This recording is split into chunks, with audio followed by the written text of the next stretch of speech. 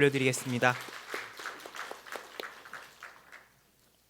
네, 한 해도 벌써 한 달밖에 남지 않은 이 시점에 정말로 시간이 빠르다라는 것을 다시 한번 느끼게 됩니다. 보통 한 해를 마감하는 시기에 쓰는 말 중에 하나가 다사다난한 한 해를 보냈다라고 이야기를 하는데, 올 한 해도 여러모로 다사다난한 그러한 한 해가 아니었나 생각을 해보게 됩니다. 특별히 올해는 우리 교회가 창립 70주년을 맞이해서 여러 행사를 진행을 했었는데요. 해방과 희년의 70년을 지나서 새로운 시기를 맞이하는 우리 교회와 모두의 삶 가운데 하나님께서 새로운 비전과 꿈과 소망을 보여주시옵기를 간절히 소망합니다. 이렇게 지나온 시간들을 되돌아보며 앞으로 우리에게 주어진 날들에 대해서 기대와 소망을 가지며 우리가 준비해야 될 것은 무엇이 있을까요? 한 시대의 매듭을 짓고 새로운 시대를 맞이하면서 우리가 준비해야 될 것은 참으로 많이 있을 것입니다. 학생들은 새로운 교과서와 참고서를 준비해야 될 것이고, 새로운 직장에 출근하는 이들은 구두와 양복, 넥타이나 만년필을 준비할 것입니다. 하다못해 새로운 한 해를 맞이하면서 커튼을 교체한다든지 이부자리를 새로 장만한다든지 식탁보를 교체하는 분들도 계십니다. 우리는 왜 이런 시도를 하는 것일까요?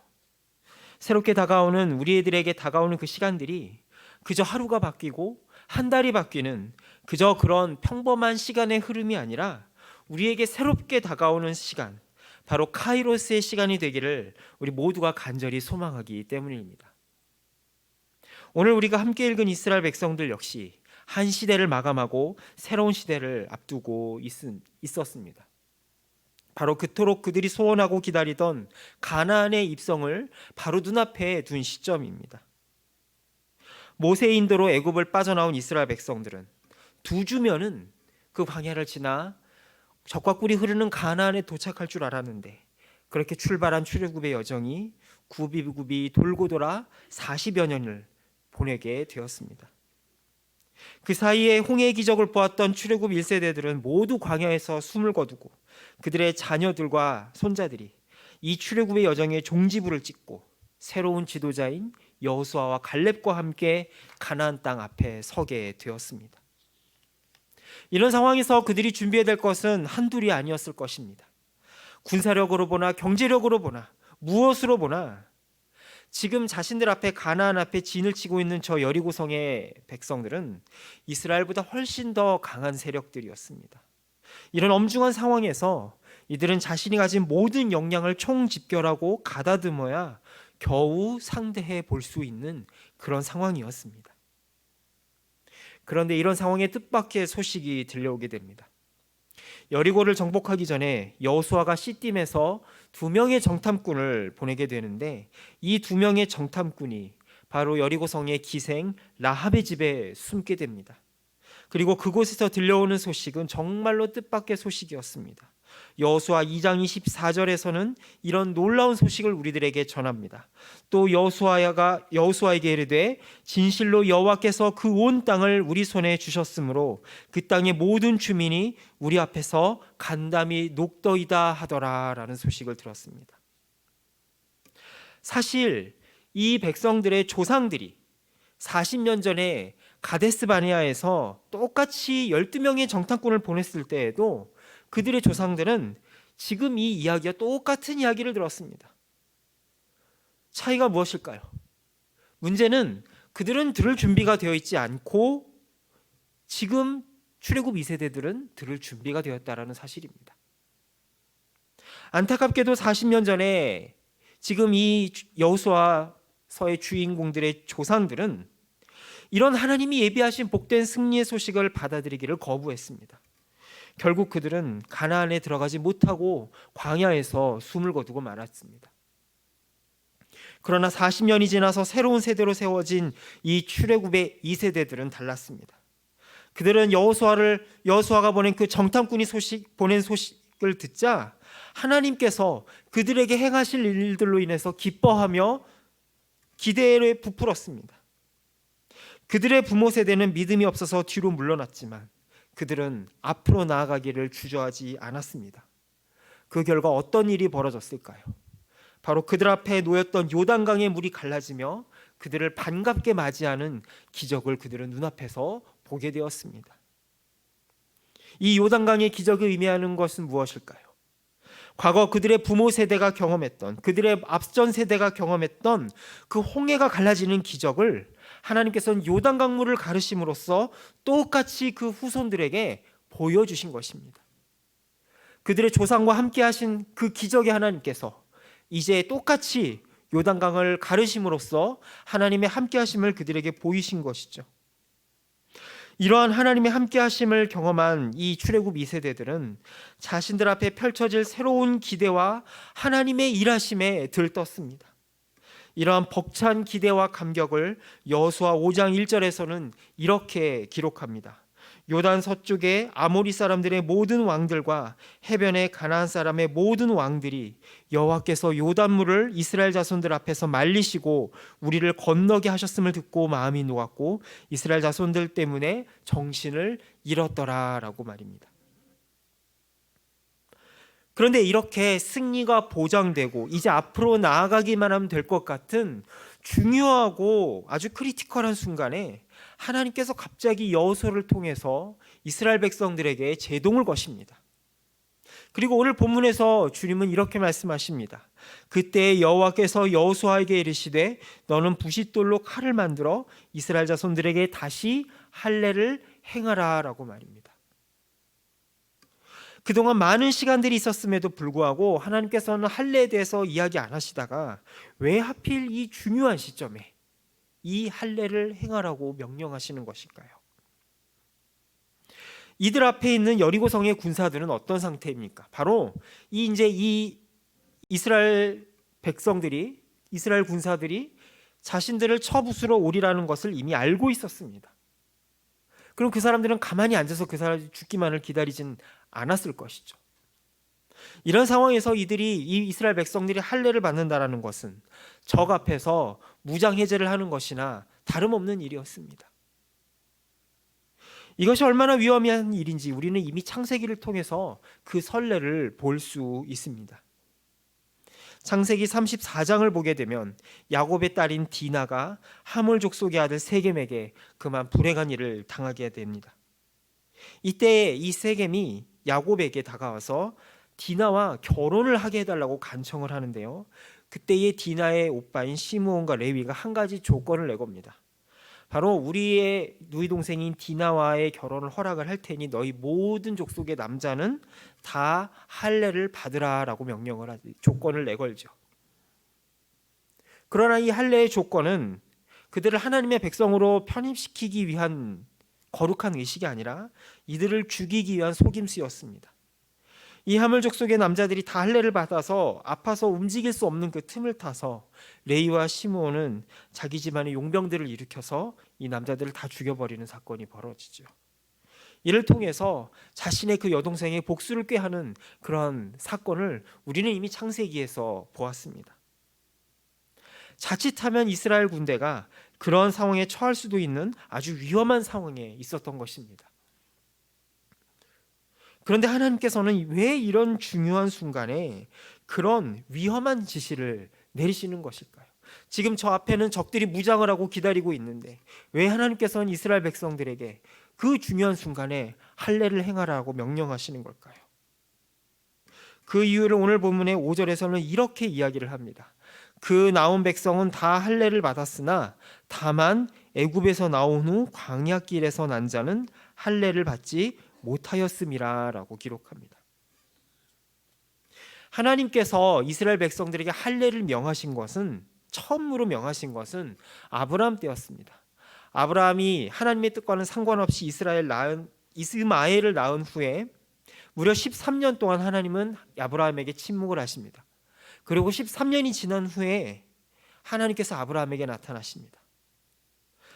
그리고 하나님께서는 하나님의 때에 그분의 방법대로 아들을 주실 것을 기다리지 못한 그 아브라함이 자신의 힘과 정욕대로 후사를 이으려고 했을 때 긴 침묵 끝에 다시 나타나셔서 명령하신 것이 바로 너의 포피를 잘라내라라고 하는 명령이었습니다. 이것이 바로 아브라함에게 어떤 의미를 가져다 주었을까요? 그것은 바로 내 힘과 내 정욕과 능력으로는 인간적인 방법으로 후사를 잇겠다는 모든 가능성을 잘라내겠다라는 그 믿음의 고백이 바로 할례에 담긴 진정한 의미였습니다. 인간의 힘과 능력으로 자신의 일가를 이루려고 하는 모든 시도를 포기하는 것이었습니다. 하나님의 백성은 인간의 힘이나 정욕이나 능력이 아니라 하나님이 친히 이루고 번성해가게 하시겠다는 그 신앙의 고백이 바로 할례라고 하는 의식을 통해서 나타난 것입니다. 아브라함이 자신의 후사를 이을 모든 인간적인 가능성을 포기하는 선언으로 할례를 받은 것처럼 이스라엘 백성들 역시 할례를 받음으로 자신들의 인간적인 가능성을 모두 내려놓아야만 했습니다. 그럴 때에야 그들은 비로소 적 앞에서 일주일 혹은 그 이상을 누워서 지내면서도 하나님이 그들을 적으로부터 지키시고 보호하시고 함께 하신다라는 것을 경험할 수 있었기 때문입니다. 새 시대를 맞이하고 새로운 일과 각오를 앞둔 사람들에게 준비하고 갖춰야 될 것이 참으로 많이 있지만 그 중에서도 가장 중요한 것은 무엇일까요? 그것은 바로 나의 정체성을 새롭게 돌아보는 일일 것입니다.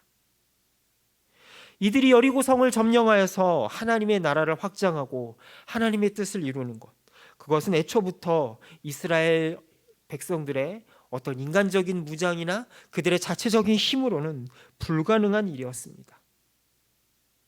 철저하게 하나님께서 행하시고 하나님이 이루시며 하나님이 인도해 가시는 여정이었습니다.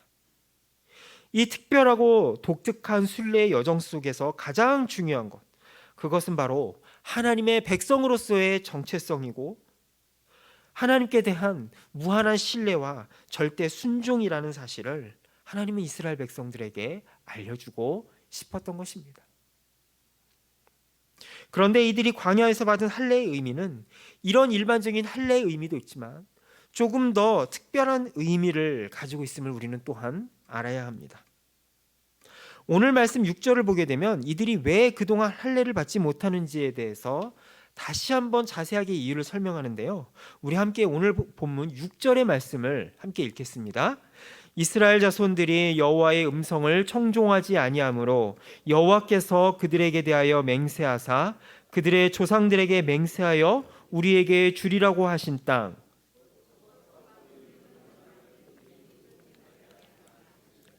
애굽에서 나온 족속 곧 군사들이 다 멸절하기까지 40년 동안을 광야에서 헤매었더니, 이들이 할례를 받지 못한 이유가 광야길에서 태어났을 뿐만이 아니라 40년 동안 그들의 조상들이 광야를 헤매느라고 할례를 받지 못했다라고 합니다. 그럼 이들은 왜 광야를 지나는 동안 할례를 받지 못했고 그것이 가지는 의미는 무엇일까요?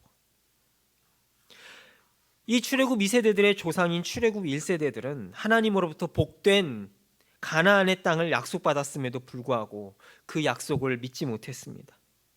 애굽의 10가지 재앙과 홍해의 기적을 통해서 몸은 애굽을 빠져나왔지만 그들의 사고방식, 생활습관, 삶의 미련과 같은 옛 정신들은 그대로 애굽에 두고 몸만 빠져나왔다는 것이죠.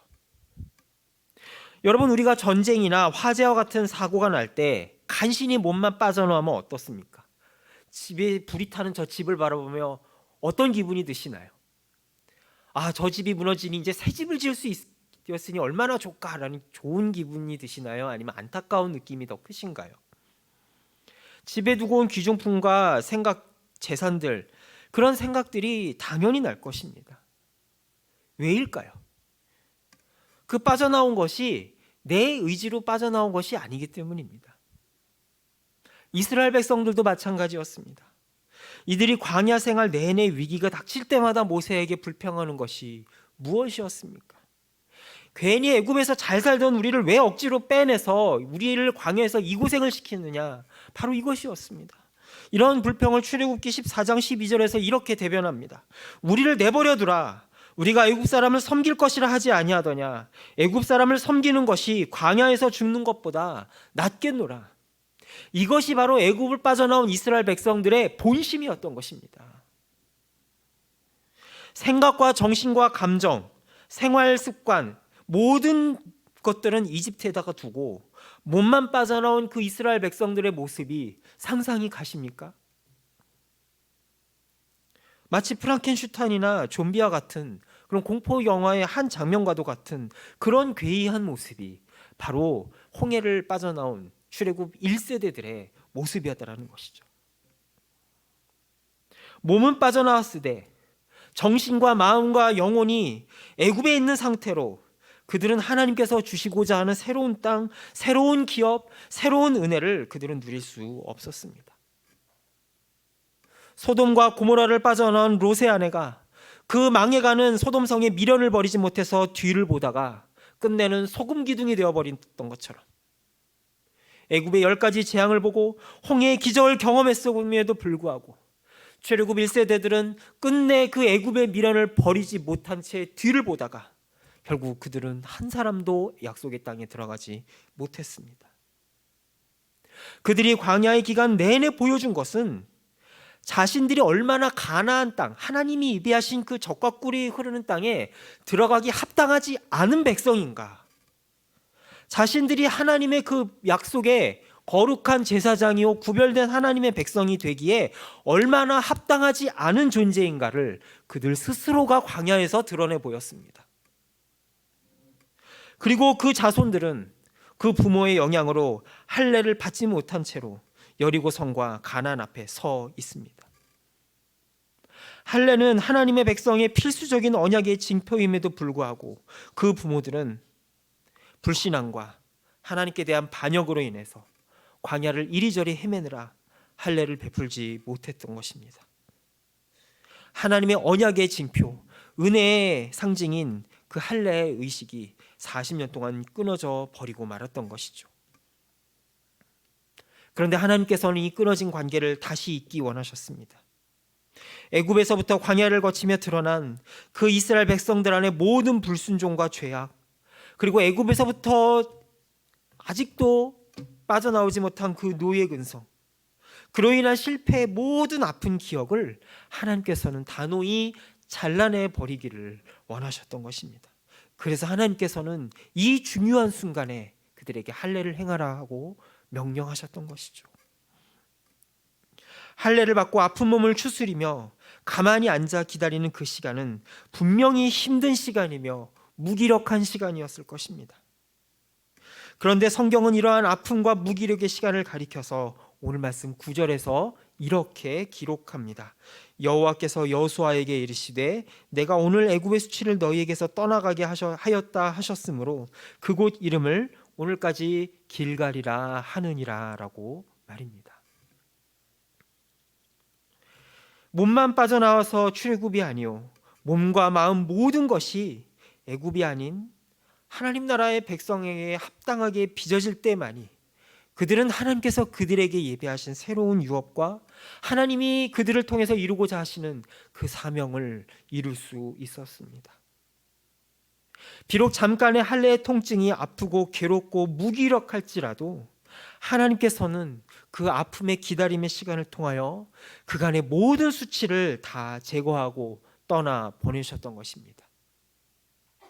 그리고 마침내 그들이 그토록 고대하던 출애굽의 대장정이 완성이 되었습니다.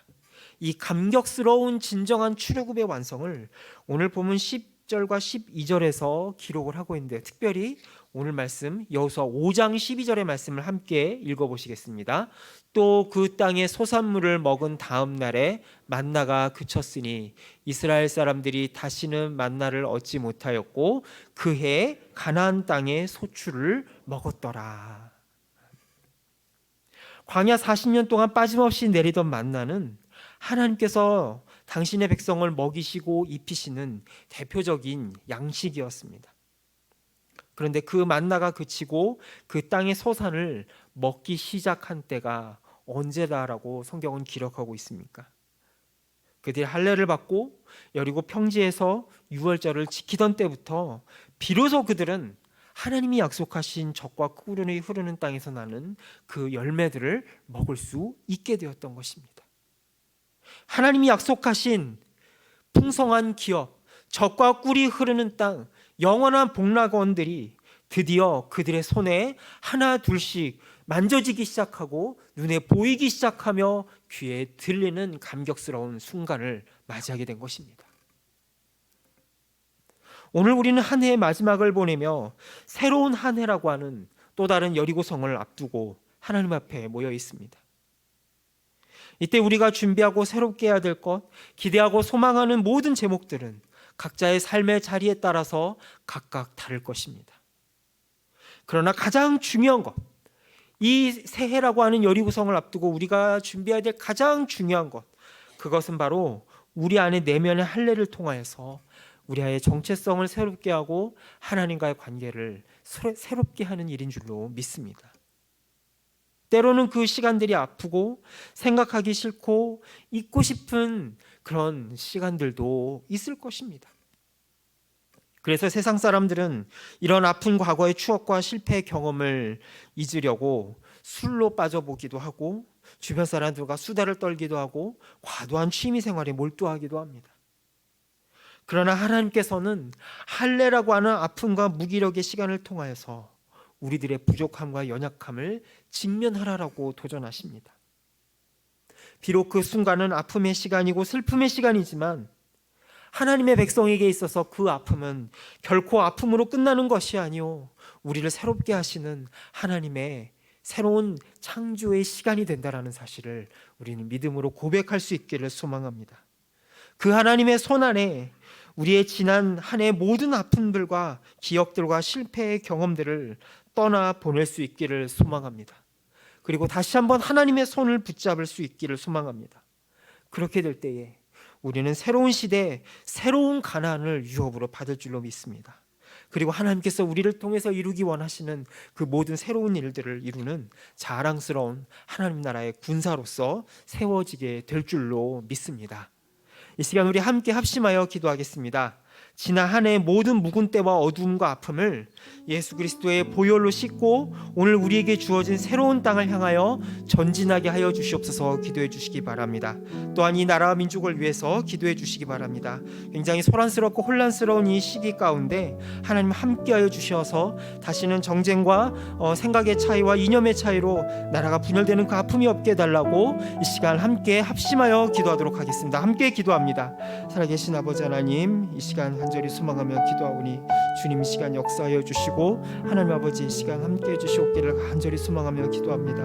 아버지 하나님, 지난 한 해의 모든 묵은 때와 어두움과 그런 모든 아픔들 아버지 이 시간 예수 그리스도의 보혈 앞에 씻기를 간절히 소망하며 기도합니다.